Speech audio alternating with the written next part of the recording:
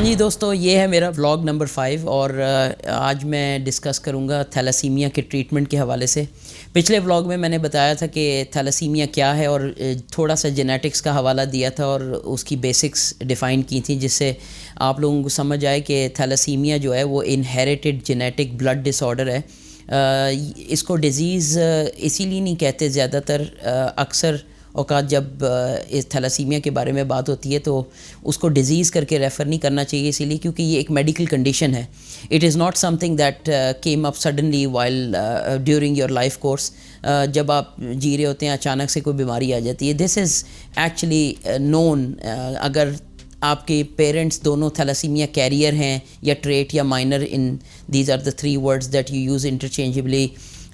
تھیلاسیمیا minor کو جب refer کرتے ہیں تو ان لوگوں کو پتہ ہوتا ہے اپنے جینیٹک پیٹرنس کا، اگر انہوں نے اپنا ٹیسٹ کرایا ہوا ہے۔ تھیلاسیمیا ٹیسٹ بہت ضروری ہے اسی وجہ سے، تاکہ لوگ جو ہیں ان کو اپنے جینیٹک پیٹرنس پتہ ہوں بیفور میرج، تاکہ جب وہ فیملی پلان کریں ان کو پتہ ہو کہ آپ نے اگر فیملی پلان کرنی ہے تو تھیلاسیمیا میجر آ سکتا ہے، جو کہ ٹرانسفیوژن ڈپینڈنٹ انسان ہوتا ہے۔ تو بات کرتے ہیں تھیلاسیمیا کے ٹریٹمنٹ کی۔ وہ یہ ہے کہ آپ کو جیسے پتہ ہے اور پہلے بھی ویڈیوز میں نے ڈیفائن کیا کہ تھیلاسیمیا کا ٹریٹمنٹ جو ہے وہ بلڈ ٹرانسفیوژنز ہیں، فریکوینٹ بلڈ ٹرانسفیوژنز۔ کسی کو منتھلی ہوتی ہے، کسی کو 3 ویکلی، کسی کو 2 ویکس کے بعد، depending on every bodies condition اور ان کے اپنے ہیلتھ سٹیٹس کے حساب سے۔ زیادہ تر جو ڈیوریشن ہے وہ یہی ہے، 3 ویکس آئیڈیل ٹائم ہے، جس میں ایوری 3 ویکس اگر آپ کو ٹرانسفیوژن مل رہی ہے اور آپ اپنا ہیموگلوبن مینٹین کر رہے ہیں تو وہ دیٹ از دا بیسٹ۔ جو بھی تھیلاسیمیا میجر ہے وہ اپنا مینٹین کر رہا ہے بلڈ ٹرانسفیوژنس کے ساتھ ساتھ۔ اس میں ہوتا ہی ہے کہ آپ کو ہر 3 مہینے میں بلڈ لینا ہے، اور بلڈ جو ہے وہ ڈیپینڈ کرتا ہے آپ کی باڈی ویٹ کے حساب سے، کہ آپ کو ایک بیگ آف بلڈ لگے گا 1 یونٹ یا 2 یونٹس یا 3 یونٹس۔ اگر زیادہ تر یہ ہوتا ہے کہ جب پری ایچ بی جسے بولتے ہیں، مطلب ٹرانسفیوژن لینے سے پہلے جو آپ کا ہیموگلوبن ہے وہ اگر 9 یا 10 پر ہے تو آپ آئیڈیلی اس پہ ٹرانسفیوژن لے لیں۔ یہاں دبئی میں جو تھیلاسیمیا سینٹر ہے وہ 13 تک ریز کرتے ہیں ایز اے اسٹینڈرڈ پروٹوکول، اور تھیلاسیمیا کے ٹریٹمنٹ کا یہ ایک اچھا پروٹوکول ہے کہ آپ کو 13 تک ریز کرتے ہیں۔ تو ایچ بی جو 13 ریز کرتے ہیں وہ اس سے یہ ہوتا ہے کہ آپ ایک ہیلدی سچویشن میں رہتے ہیں، اور آپ کا جب ڈراپ بھی ہوتا ہے تو زیادہ نہیں جاتا، وہ 8 تک نہیں جاتا، 7 تک نہیں جاتا، تاکہ آپ ویک نہ فیل کریں، کیونکہ اس سے بہت زیادہ ٹائرڈنس اور انگزائٹی اور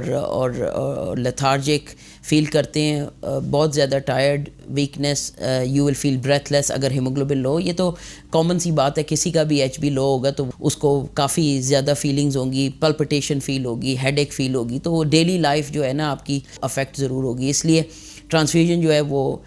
لیتے ہیں 10 یا 9 پہ، جب ایچ بی آتا ہے تو آپ ٹرانسفیوز کرتے ہیں 2 یا 3 bags depending on the weight of the patient,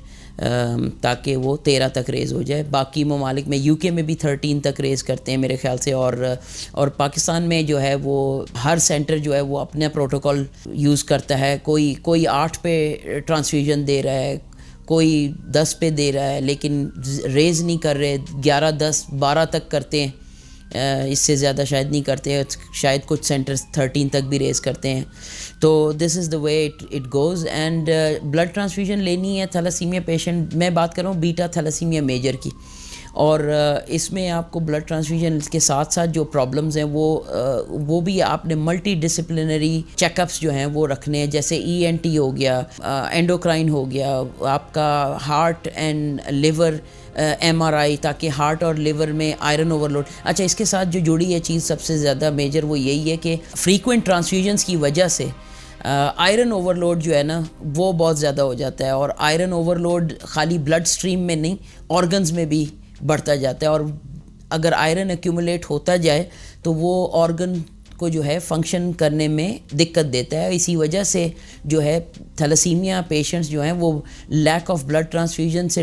early deaths نہیں ہوتی، بلکہ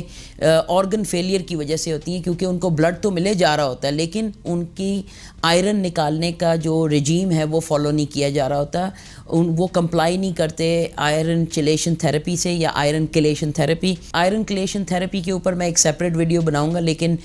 میرا مقصد اس وقت بتانے کا یہ ہے کہ آئرن جو ہے وہ ایکومولیٹ ہوتا جاتا ہے باڈی میں، کیونکہ آپ فریکوینٹلی ٹرانسفیوژنز لے رہے ہوتے ہیں، اور ریڈ بلڈ سیلز جو ٹوٹتے جاتے ہیں باڈی میں وہ آئرن ریلیز کرتے ہیں، اور وہ باڈی کے ہر آرگن میں جا کے جمع ہونے شروع ہو جاتے ہیں، اور وہ جمع ہوتے جاتے ہیں اور وہ باڈی ٹیشوز کو، آرگنز کے ٹیشوز کو ڈیمیج کرنا شروع کر دیتے ہیں، اور اسی وجہ سے آرگنز جو ہیں وہ میل فنکشن کرتے ہیں، چلتے نہیں ہیں، اور وہ خراب. اس میں پینکریاز بھی ہیں، اسی لیے تھیلیسیمیا پیشنٹس جو ہیں ان کو شوگر ہو جاتی ہے، ڈائبٹیز ہو جاتی ہے، کیونکہ وہ پینکریاز کو افیکٹ کرتے ہیں. ہارٹ فیلئر میں چلے جاتے ہیں، کیونکہ کارڈیک فیلئر اسی لیے جاتے ہیں کیونکہ وہ ہارٹ میں جا کے سٹور ہونا شروع ہو جاتا ہے، اور اس کو نکالنے کا کوئی ایڈیکویٹ سسٹم نہیں ہوتا. لیکن اگر کوئی ایڈیکویٹلی آئرن نکال رہا ہے ریگولرلی، آئرن کلیشن تھیراپی سے کمپلائنس 100% ہے، تو بلڈ ٹرانسفیوژن آپ کو افیکٹ نہیں کرتی اور زندگی بالکل نارمل چلتی ہے. تھیلیسیمیا ایک زمانے میں کرونک اور لائف تھریٹننگ ڈیزیز کنسیڈر کی جاتی تھی، لیکن اب کے زمانے میں جب آپ لٹریچر پڑھیں اٹھا کے اور آپ دیکھیں دنیا میں جو رجیمز چل رہی ہیں، تھیلیسیمیا کیئر جو ایڈوانس ہو گئی ہے، اس سے یہ کہا جاتا ہے کہ اب it is not a chronic disease, کیونکہ it is manageable, it is preventable,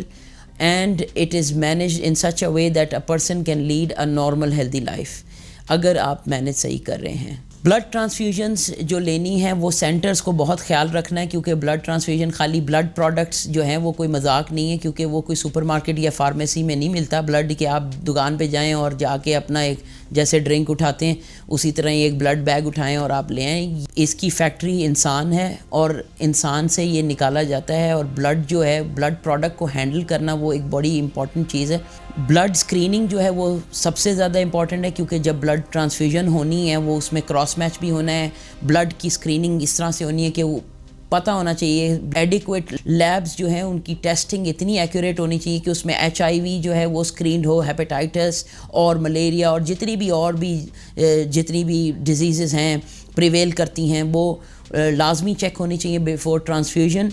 اگر سیف بلڈ ٹرانسفیوژن ہو اور ایڈیکویٹ آئرن کلیشن تھیراپی ہو تو تھیلیسیمیا پیشنٹس لیو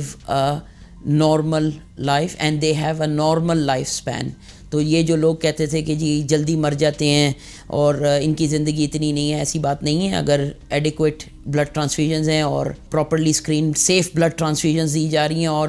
آئرن کلیشن برابر ہے تو انسان ایک نارمل لائف سپین جیتا ہے. بلڈ ٹرانسفیوژنز جو ہو رہی ہیں اس میں ہم تھیلیسیمیا پیشنٹ جو ہے وہ ہول بلڈ نہیں لیتا، کیونکہ ہول بلڈ جو ہے اس کی انگریڈینٹس جو ہیں وہ وائٹ سیل بھی ہے، ریڈ بلڈ سیل بھی ہے، پلازما بھی ہے اور پلیٹلیٹس بھی ہے. تو اسی لیے جو تھیلیسیمیا پیشنٹس ہیں وہ واشڈ RBCs لیتے ہیں، پیکڈ ریڈ بلڈ سیلز. اسی لیے لیب میں یہ آلریڈی بلڈ جو ہے وہ سینٹریفیوگ کر کے اس کو علیحدہ کر لیتے ہیں، ریڈ بلڈ سیلز کو علیحدہ کر لیتے ہیں، وائٹ سیلز کو علیحدہ کر لیتے ہیں، پلازما کو علیحدہ کر لیتے ہیں. تو اس کو جیسے آج کل کرونا میں پلازما کی ضرورت تھی، تو جب بلڈ ڈونیشنز ہوتی ہیں تو اس وقت ہی وہ ایک انسٹرومنٹ ہے جو اس کو سینٹریفیوگ کرتا ہے اور اس کو ان کے انگریڈینٹس کو علیحدہ کر دیتا ہے. اور ہم لوگ جو ہیں تھیلیسیمیا پیشنٹ جو ہیں وہ صرف ریڈ بلڈ سیلز لیتے ہیں، ان کو بولتے ہیں واشڈ یا پیکڈ RBCs، اور صرف وہی چاہیے ہوتے ہیں کیونکہ تھیلیسیمیا میجر پیشنٹس جو ہیں ان کا باقی بلڈ کے انگریڈینٹس بن رہے ہوتے ہیں. جو بون میرو ہے وہ جو بلڈ پروڈیوس کر رہی ہے وہ وائٹ سیل بھی پروڈیوس کر رہی ہے، پلازما بھی کر رہی ہے، پلیٹلیٹس بھی کر رہی ہے. صرف ڈیفیکٹیو جو ہے وہ RBCs ریڈ بلڈ سیلز جو ہیں وہ ڈیفیکٹیو پروڈیوس کر رہے ہیں یا وہ انہیلدی ہیں، اس وجہ سے وہ جلدی سیل ٹوٹ جاتے ہیں اور ان کی لائف اتنی ہوتی نہیں ہے. اگر ایک جو نارمل انسان ہوتا ہے اس کا 6 مہینے میں نیا بلڈ بنتا رہتا ہے اور نئے ریڈ بلڈ سیلز بنتے رہتے ہیں اور اسی 6 مہینے میں وہ ٹوٹتے بھی جاتے ہیں. لیکن تھیلیسیمیا کے کیس میں یہ ہے کہ ان کا اپنا ہیلدی ریڈ بلڈ سیلز نہیں بن رہے ہوتے ہیں، وہ فوراً ٹوٹتے جاتے ہیں. سمجھیں بنتے ساتھ ہی 2-3 دن میں ٹوٹ جاتے ہیں کیونکہ وہ ہیلدی ریڈ بلڈ سیلز نہیں ہوتے، اور اس کی وجہ سے ٹرانسفیوژن لینی پڑتی ہے اس کو کمپنسیٹ کرنے کے لیے، تاکہ RBCs کا جو لیول ہے وہ ہیموگلوبن کا لیول مینٹین کرے، آپ کی باڈی کے اندر آکسیجن کیرنگ کیپیسٹی جو ہے نا وہ مینٹین رہے اور آپ کو ایک ہیلدی انوائرمنٹ ملے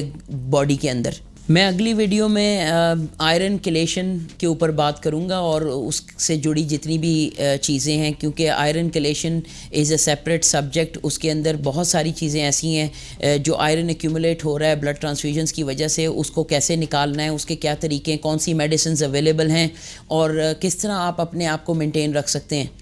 تو یہ ہم نیکسٹ ویڈیو میں ڈسکس کریں گے. تب تک کے لیے اللہ حافظ، فی امان اللہ، اللہ یبارک فیک.